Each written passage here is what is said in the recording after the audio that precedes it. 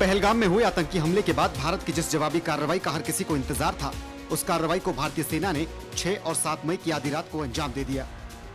Operation सिंदूर के जरिए भारतीय सेना ने पाकिस्तान और पीओके के 9 आतंकी ठिकानों पर हमला किया, जिसमें 100 से ज्यादा आतंकियों के मारे जाने की खबर है। भारतीय सेना ने मंगलवार की आधी रात को 1:05 पर आतंकी ठिकानों पर हमला किया है। सेना ने पाकिस्तान और पाक अधिकृत कश्मीर के आतंकी ठिकानों पर हवाई हमले किए हैं। इन हमलों में मुख्य रूप से 9 आतंकी ठिकानों को निशाना बनाया गया था।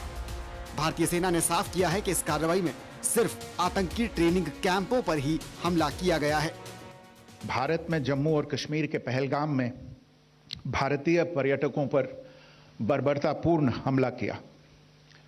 25 भारतीयों और 1 नेपाली नागरिक को कायरतापूर्ण मौत के घाट उतार दिया गया। पहलगाम का हमला अत्यधिक बर्बरतापूर्ण था, जिसमें वहां मौजूद लोगों को करीब से और उनके परिवारों के सामने सिर पर गोली मारी गई। वहीं हिमाचल प्रदेश में भी सेना की इस कार्रवाई को लेकर लोगों में खुशी है। साथ ही हिमाचल के सियासतदानों ने भी साफ और स्पष्ट शब्दों में इस कार्रवाई की सराहना की है। मुख्यमंत्री ने भारतीय सेना की इस कार्रवाई के बाद शिमला में एक आपातकालीन बैठक बुलाई और सीमावर्ती इलाकों में सुरक्षा बलों को अलर्ट पर रखने के निर्देश दिए हैं। हमें भारतीय सेना पर बहुत गर्व है।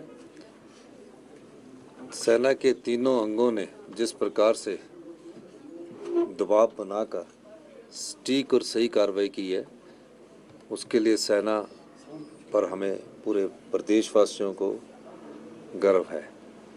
इस अवसर पर मैं ये कहना चाहूँगा कि पूरे हिमाचल प्रदेश की जनता सेना की इस कार्रवाई पर देश के साथ खड़ी है और सेना के साथ खड़ी है।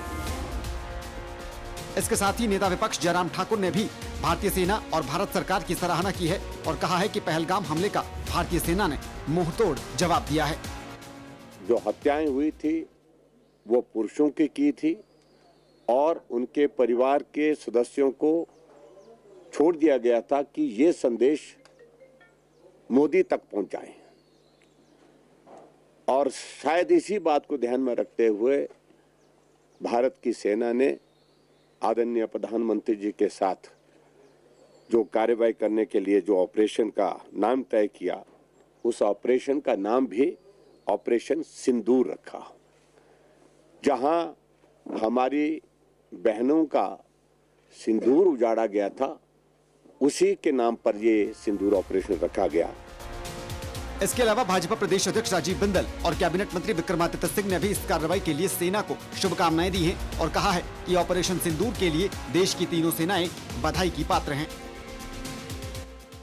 श्रद्धेय नरेंद्र भाई मोदी जी के नेतृत्व में जिस मजबूती के साथ और देश खड़ा हुआ, दुनिया के अंदर पाकिस्तान को अलग थलग किया गया और सेनाओं को पूर्ण स्वतंत्रता देते हुए इस आतंकवादी घटना का बदला लेने के लिए एक दृढ़ निश्चय किया।